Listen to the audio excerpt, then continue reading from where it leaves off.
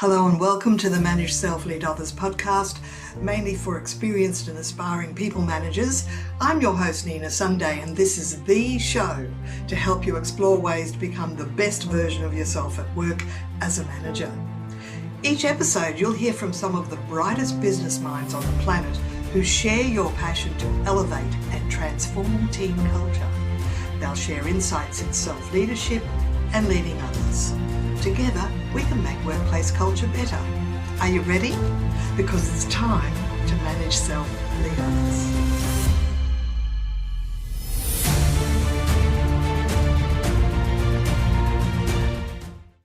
Simon Reynolds is one of the world's leading high-performance coaches for CEOs and entrepreneurs who coaches business leaders from all over the world. And one of his companies, founded in the year 2000 with only 2 people, 8 years later employed 6,000 staff in 14 countries and was valued at $500 million. He's won over 50 industry awards, including Advertising Agency of the Year twice, Gold Lion Cannes International Festival of Creativity, Grand Prize, London International Advertising Awards, Australian TV Commercial of the Year, Magazine Campaign of the Year, and Newspaper Ad of the Year. His book, Why People Fail, reached number 1 on the Australian bestseller list in both business and self-improvement categories. His latest book, Win Fast, is on executive productivity.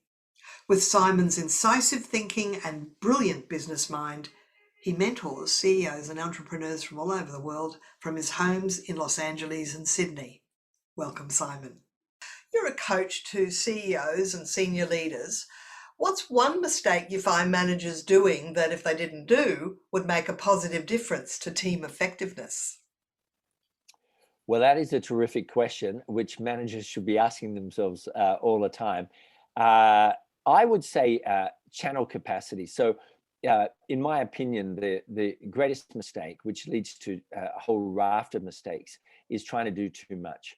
And limiting what the leader does, I think, changes everything. It times 10 their focus on key things, and increases greatly the staff's focus on key things, and leads to a much greater chance of getting stuff done. Now, what tends to happen is in some companies is managers have this raft of changes that they're going to make. And if you look at the statistics, a lot of substantial strategic changes in companies don't work. They don't occur. They don't get done. The promise is not delivered. And all of this could have been greatly reduced if they just tried to do less and respected channel capacity. Yes, now channel capacity, you mean the bandwidth of the team. What is the team capable of fitting in with what they're already being obliged to do? Is that what you mean by that? Spot on. That we only, as humans, we only have a certain capacity to devote an amount of thinking time to getting a certain number of things done. And people don't respect that enough. I don't think that a leader should be working on more than 3 changes in their company. And I know we're in a disrupted world where perhaps the need for massive change is important, but unless you bring people along with you and make it a human-centered approach to change, you might be issuing orders, but unless you win the hearts and minds of your individual contributors, that change initiative is going to fall over. It's going to flop. Oh, absolutely. And you know, the team aren't idiots. In medium to bigger organizations, often they're listening to the leader talk about this raft of changes that they're going to make, and they don't believe it. They don't think it's going to happen. And so you don't get engagement. But when there's only 3 things that you're going to change, they do believe it. They know there's no escape. They know the leader's going to be focused on it. That's right. If they don't fully believe it, they won't embrace it, boots and all, and they'll silently go, well, why should I even put my energy into that? Because it's going to fail anyway. Exactly. So, yeah, and there's this pantomime where they're playing out a series of roles, looking like they're doing it, but not really putting their heart into it. Yeah, that's the worst thing that a people manager can allow to happen. So now your Win Fast book has 80 productivity tips. It's probably the richest book I've come across dealing with the general area of time management, getting things done. Now, Often productivity is considered a personal responsibility in a team, but isn't that a bit hit or miss? How can a people manager inspire a team as a team to continuously improve their productivity? Yeah, terrific question. Look, I think there's a terrible, terrible situation that's developed where almost no time is spent on productivity. The amount of training that is on strategy or on leadership, etc. But in the end, the only reason any particular goal occurs is through the productivity of the team. But when was the last time you walked through an office and people could say, you know what, I'd say we're 9 out of 10. I think we are world class at actually getting stuff done. And it's not the fault of the individuals. It's the fault of the leaders for not teaching them how to be productive. I mean, I find it extraordinary that you can go through 12 years of school and at the end of it, not have been taught how to get things done effectively. We live in a world that's full of logistics and materiality. The movement of things, the ability to interact with other people to get processes completed is absolutely vital. But most people, even intelligent people, will go through their whole career not studying how to be more productive. And it's a complete game changer when you do. Exactly. And all you have to do is find a really good book and read it and apply what's in that book. Yours is now up there as definitely one of them. The other one, you might have heard of David Allen's Getting Things Done. His is all, was the best practice book in the early 2000s. But Yeah, I'm now thinking that yours definitely covers some of the classic best practice, but there's some new ones. And I'm going to mention some of them as we great. discuss. The chapter called Spend More Time in Field 4. Now, I didn't even know there were 4 fields, but the field 1 is things you're terrible at. We have to do some of those. Field 2, reasonably good at some things. Field 3, excellent at. And Field 4, stuff you're fabulous at and also enjoy. So can you speak to that, please, Simon? Absolutely. There's a common belief that we should work a lot on our weaknesses and try and build our weaknesses up. And I can understand the line of logic there. But in reality, because we're short of time, a better use of our time is to take stuff we're good at and spend more time doing it and just handle a lot of the weaknesses or delegate a lot of the weaknesses when we can. Because two things happen when you do that. Usually there's more progress in the organization than just doing the drudgery of managing things you're weak at. And second of all, you start loving your work more if you're spending more time doing stuff you're fabulous at and that you enjoy. Now the reality is that we can't spend all our time on activities that we love, but we can do a lot more than we think by identifying how many units of time are we doing what we're really good at and that we really enjoy. And can I increase it? So for instance, let us say if I did an analysis of my time over a week, I might say, oh, I'm only spending 6 hours doing the stuff that I'm really good at. Well, how can I increase that to 9? And then it's obviously, we've made a major difference, I think, not only to our own enjoyment, but to the ultimate results of the company. And what is happening is when people do an analysis of their time, they're realizing they're not doing much stuff that they were actually hired to do, that they're really good at, that are their pluses. And I'll tell you something, as a manager, when I had a larger team at one point in time, I had about 8 people under me, nothing like the 6,000 people you've managed at different times in your career. But, for me as a small business owner, 8 people was, I had to Yeah. manage them well. I can remember having one-on-one meetings with occasional people going through exactly what all their tasks were and asking them, which ones do you like best? Which ones do you dislike the most? And seeing if I could restructure, because my opinion was, why should I ask people to do stuff they don't like when there's probably someone else in the office that would happily take it on because that's their preference? Yeah, well, that's brilliant. I mean, that's a very enlightened and very uncommon attitude to take, and you're obviously really thinking about management. And let's not forget that we live in a world where unemployment is very, very low, and anyone good is at any time can leave for more money to another job. So getting people to do stuff that they're really enjoying is not just a nice to have; it's a must have for staff retention. That's right. Now, the other chapter that really impressed me was always look for the limiting factor. And we both share an admiration for, and this book is often behind me on my shelf, Eli Goldratt, who's now passed on. He wrote the book The Goal and a few others. He actually started life as a physicist and then became a management consultant. And it's in his book The Goal, he talks about theory of constraints, and you say look for the one limiting factor that is preventing progress, or that is the roadblock or the obstacle. Yes, tell us more about the importance of looking for constraints and then having a laser focus on fixing it.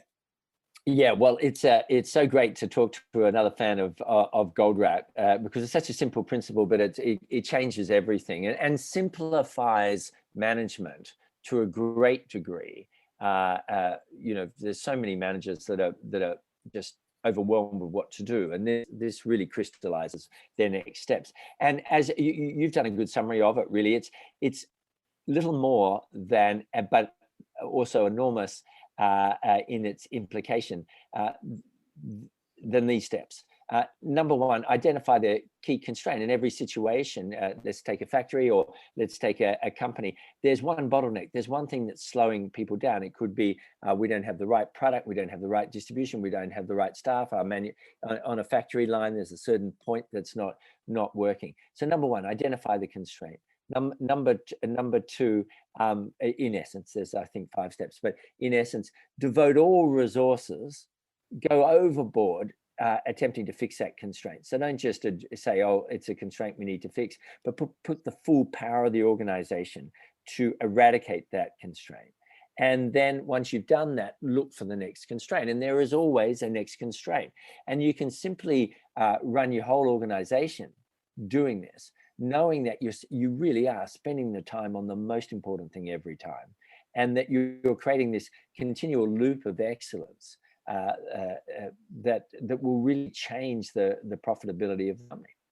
Absolutely. And it's a different question that you ask when you ask, what's the one thing that is preventing our progress or creating a bottleneck or a delay, as opposed to what's the 20% of tasks that we should focus on, according to the 80-20 rule. If you put your effort into the top 20% of tasks, you'll get an 80% result. So that's effort to results. So it's slightly different, isn't it? We can be working on our top 20%, but at the same time, what's the one thing that's getting in the way of us dealing with our top 20%? Is that how you would look at it? Yeah, I think those two filters or frameworks work well together. In analyzing what your key constraint is, you're going to be looking at, well, how do you define that? Well, what's the impact if we fixed it? What is, can we affect the 80% of results by changing this, or are we better doing something else? So I think they work really well together. And like many, I'm a huge fan of Richard Koch, who has written, as you know, not one, but four books on 80-20 principle. And I was only coaching someone actually just before this call, and we were talking about, even though it's elementary, how profound it is, the 80-20 principle. 20% of our friends give us 80% of the fun. 20% of our plates in the kitchen we use 80% of the time. 20% of our carpet gets 80% of the wear. 20% of our shoes are being worn 80% of the time. Throughout the entire universe, 80-20 is running things, and to not address it, which is what most people do, is just crazy, because it's not just a business changer, it's a life changer. Yeah, I can really recommend people read at least the first book of Richard Koch, which I've read, and he's written another 3. So there's a lot more to this principle. And I think what he said was most people think it's a 50-50 world, and it's not. And there's magic in that formula. Now, you then take the maths a little bit further, and another chapter is live by the 64-4 rule. Now, I needed to get back to the Kindle to read that after I listened to it to make sense of it, which is focus on the most important 20% of that 20%, and that means 4% of what you do accounts for 64% of your results. And focus on the top 4% of your current activities. Yes, yes. And this is really, really interesting for people who are managers who are overwhelmed. So first of all, what's the 20% of what I could do that would make the 80%? And just doing that all day long, or as much as you can, will, dramatically increase your effectiveness. But inside the 20%, let's say there are 3 things you can do that will really make a difference in your company. Inside that, there's one of those, or 4 to be mathematically correct. Inside that, there's just 1 or 2 of those that are the 4%, are the best of the best, the most important of the most important. And the experts on 80/20 show that the 20% of the 80/20 of the 20 is 4%. And how profound that is, that when we think we've got a million things to do, only 4% of what we do will give us 64% of our results. And that is so refreshing and relieving to know we don't have to do that much to make a difference in our company. And I'll tell you something, when I was working, before I had my business, working as a conference organizer, and when I learned to write down absolutely everything and then to work to priority, my life changed, because instead of having things rolling around in my head that I was relying on memory, it was all there on one sheet. And at the same time, I was just looking at the top of the sheet because my top priorities were there, which leads us to the other chapter, which is do your most important tasks first. And it's all about writing your list in order of priority and writing a top 6 at the end of every day. Is that how you organize your tasks, your task list? Absolutely. I'm a massive believer in prioritization. And we're using words that are commonly used in business lexicon. They're just not commonly done. I mean, most senior executives have a to-do list, but have they really spent 10 minutes staring at that to-do list each morning and carefully putting in numerical order the most important tasks first, right? No way. They're very loose in what they do. They do often the thing that's enjoyable or the thing that's immediate or whatever. But it's in prioritization that real success happens in our world, where we have too much to do. Here's the reality. We're never going to get all the stuff we have to do done in today's world, or almost never. So prioritization is super important. And it's been a breakthrough for me, because it's been confronting my own performance, to fully grasp that the most effective leaders are not the people who get more done. They are the people who get the most important things done and then try and somehow handle the rest. And that's all about prioritization. Look, that one distinction really can take the monkey off your back and take the pressure off. If you realize, just be as effective as you can be with a laser focus, and don't worry about the fact that your task list is a mile long. I mean, as David Allen would say, that's all the someday maybes, and often they disappear anyway. Yeah. Just focus on what absolutely has to be done. And of course, you've got Brian Tracy saying, "Eat that frog." Great book. And while I always have my top priority, my frog may not be the very first thing I do, but it's definitely the second. Yeah, and that takes real discipline, and it's it's a habit. It's a tough habit to try and do. But if you can be ruthless with that, and even just have it as your main attempt, your main focus, to do the most important task first, that changes everything. I'll just tell you very quickly. I had a friend of mine, Adam Davis, who won an Ernst & Young business award for being most successful in New South Wales in his category. So major business award. And he was the youngest at the time, the youngest head of a public company in Australia. And I think he was 28. And when he went to get the award, and I was at his table at the dinner, he said to the audience, I only try and do one thing a week. One thing a week.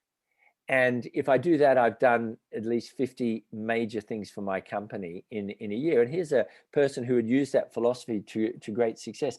And it was a terrific reminder that we can just get so caught up in just trying to do too much. Now, obviously, he's handling other stuff, but he's identifying just one priority per week. And he built a great company as a result. Yeah. You talk about in WinFast about just setting aside a small admin, a few hours once a week for admin tasks. And, it's all about language and filters and framing things. I had all these, just this week, I had all these little itty bitty tasks that had to be done. And normally I see them as an absolute interruption, but they had to be done. And then I went, oh, this is just my admin morning. Yeah. I just felt so much better about it. Absolutely. And bunching all those admin tasks into one half day, like you said, or even one full day is a really powerful thing to do for the mind, because we tend to, as senior leaders, we tend to be agitated all the time because we're handling a million things, and some of them are admin tasks, and then some of them are strategic, and some of them are leadership, etc. And the brain's switching all different styles of activity, and it's just completely overwhelming so often. Whereas if you just say, hey, I know that Thursday morning is my admin day or my admin half day, I'm just going to put it on a list. I'll get to that on Thursday. And suddenly you can relax. Yeah, it's all about feeling relaxed and in control and knowing that you have a system and a timetable to get things done. So that's really good. Yeah. You talk about your 3 success protection questions. Mm-hmm. Question 1 is, what do I currently assume is true that might not be? Gee, that's a hard one to think about. Well, yeah. And so the whole concept of the 3 success protection questions is what, there's a lot of successful people watching, listening to this podcast. And the truth is, we can blow it at times in our career by not asking these questions. So what is it that I assume is right now that may not be? Because it's errant assumptions, as things we think were right but weren't right, that are often the worst parts of our career. And so by regularly asking yourself that question, it does protect enormously your level of success. That's right. And then the next question is, what could possibly go wrong and what could I do if things went wrong? So they all go in together with, your success protection question. Yes. Yeah. And simply saying, like, things are going great. Now look at every area. With my staff, what could go wrong? What would happen if someone left? Or with my strategy, what could a competitor do to sink me? What could possibly go wrong? And most people don't ask that question. Yeah. I think relating to people that work for you, assuming that someone good is going to stay forever and not actually doing operations manuals or allowing them to have a lot of stuff in their head and not recorded or written down, that's probably a big error that people need to think about. Absolutely. And you can sit there, and it only takes, 20 minutes a month and schedule in your calendar to do it and look at what can go wrong. But imagine how much that's going to help you when things go wrong. Now, another chapter is use zero-based thinking to quickly transform your life, which is knowing what I know now, would I still have done this? I reckon that question would get you, make you understand where you're feeling obliged or maybe where you feel a bit stuck. That's a good one. Yeah, so often we are running strategies and trying to make the most of strategies that we shouldn't even be doing. And it's a noble part of humans that do that. But zero-based thinking is really about going blank slate. Before I work out how to fix this, should I even be doing it at all? Should I be even working in this company? Should I even be having this conversation with this staff member, or do I wish, if I'm doing it all over again, would I even have hired them? And if the answer is no, maybe I should get rid of them, et cetera, et cetera. And to continually go blank slate on this and evaluate everything we're doing, and say, is it something I should even continue? Very, very powerful. So another chapter is apply the +1 method. Remembering you've got 80 chapters, so I'm only getting to the top 10% according to my preferences. So apply the +1 method, and that's an important one. Is there another way to do this? Is there a better way to do this? Is that how you interpret that one? Yeah, pretty much. So what happens is that we often don't take much action in the course of, say, 6 months as leaders, because the magnitude of what we're trying to do sometimes overwhelms us. A classic example of this is people will often have something on their to-do list in their company that's quite important, but it could be a year before they even get to it because it's not immediately demanding. And so the +1 formula is simply this: what's one thing I can do right now to make this better? So for instance, let's say we have low morale in our company. So instead of creating some amazing series of social events or a series of long meetings with them, what's one thing I could do to lift morale right now? That's a good question. I could do to lift morale, right? And just +1, +1, +1, +1 in all areas of our business can be done in minutes often, and yet it really adds up. And that can tie back to theory of constraints, because if you see a constraint, instead of seeing it as, oh, I've got to do a complete restructure, you can go, what's one thing I could do that could actually fix that constraint? So you tie in +1 with theory of constraints, and suddenly, you're moving forward. Well, that's it. And momentum is showing in the quality of the company's output, but it's also very motivating for the leader themselves and the team to see progress happening. Anthony Robbins said something that I think is largely true: happiness equals progress. And I think that when we, even if we're starting with a low base in any area of our life or any area of our business, when we see momentum, when we see progress, we feel much better about everything. And that's important. One of the earlier episodes of this podcast with Lynn Kazali, who wrote the book Ish, she talks about perfectionism often getting in the way of progress, and to know when you've reached a point where the completion is adequate rather than being perfect, because progress is more important than being perfect. So that ties in with that. And what a great title for a book too. I'm a huge believer in that for leaders, because I'm a big believer in the 80% principle that do for most things, 80% of them, 80% is good enough. No, and there's so much work to get that up to 100% often. Some things have to be perfect, like engineering a building, but a lot of stuff, the client doesn't care. Your staff don't care. It's not going to make much of a difference, but it's going to take you another 10 years to make it 10 hours to make it 100% better. So just do everything 80%. And I often think about how many people are going to be looking at this. If it's one person, I have to know when I've reached the 80% mark. If it's 1,000 people, well, then maybe I delegate someone else to finish it for me, because it's just great point. Needs to be tweaked. Yeah. I do like the chapter on put on someone else's head. And there have been times in my life where I've thought, what would so-and-so think about this? So it's perfect advice. Well, this is, I originally came from the advertising industry. And, when you professionally come up with ads, you spend most of your time not having enough ideas, right? So you just sit there with a blank pad. And so I over time, I tried all these different techniques. And one that really helped is I'd literally pretend that I'd take my head off and put it on the desk. I'd say, now, what would Einstein do with this situation in my company? Or, and then I put his head off, and then I'd say, okay, what would Donald Trump do?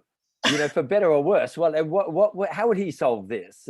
And then I'd put that down there and say, okay, what would the Kasparov, a great chess player, do here?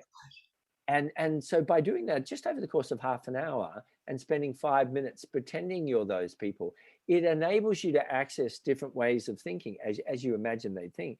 And you very often end up with lateral answers. Well, we're sort of coming to the close of our conversation, Simon, and it's been absolutely fascinating. Is there one productivity tip that if you're writing the book again, you'd add in that's not already there? Like you've you've come to you come to an awareness as an author that, oh, yeah, that was an important idea and I didn't manage to fit it in at the time. Yeah, fascinating, fascinating. Perhaps the importance of being centered before you do anything, Mm. before you do any of the productivity stuff.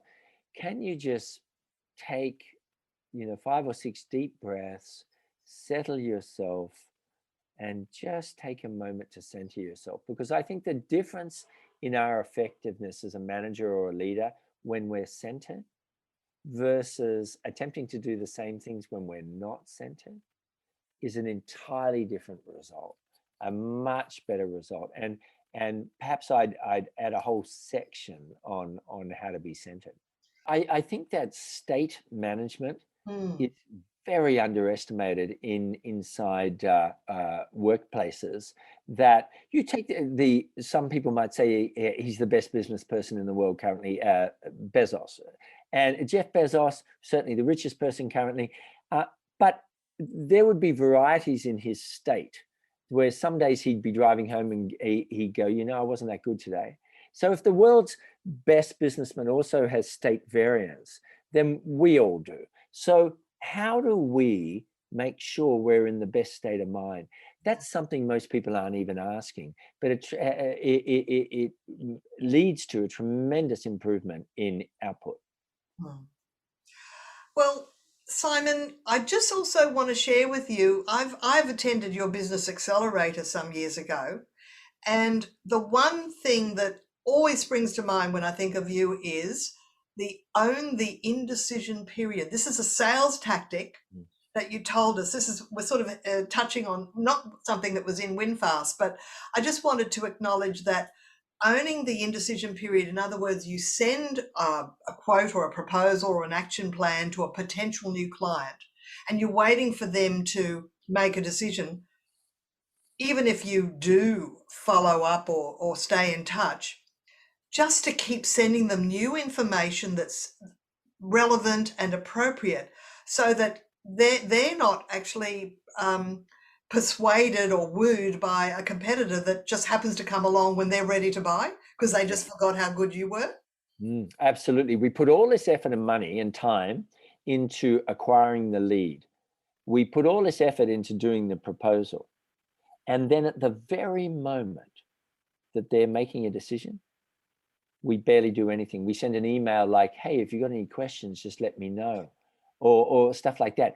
The marketing should be as strong in the indecision period, which may only be 3 days or 1 week before they come back with their choice, should be as strong at that point as it should be in the before and the during part of the sales process. And in 9 out of 10 companies, it's super weak at that point. So I've got a list, I've got a little spreadsheet of what I call OTIP emails, own the indecision period. These are my OTIP emails that it's like I'm sending updated information, but for me, it's an opportunity to stay top of mind with a potential new client before they make the decision to proceed with my company. So I want to thank you for that one. Oh, absolute pleasure. So glad that someone's actually listening. Yeah, it's rewarding when you know that people are actually applying what you have found to be true.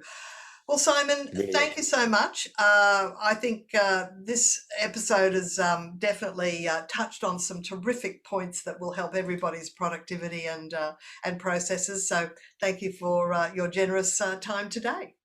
Well, thank you for such insightful questions. It's a real art to ask great questions, and you asked some terrific ones, and I'm appreciative. My pleasure. Thank you. Today we've been speaking with the amazing Simon Reynolds on the Manage Self, Lead Others podcast. I'm your host, Nina Sunday. Remember to subscribe and listen to Manage Self, Lead Others wherever you get your podcasts. Until next time, ciao for now.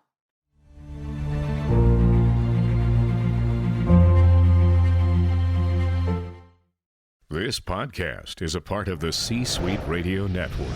For more top business podcasts, visit c-suiteradio.com.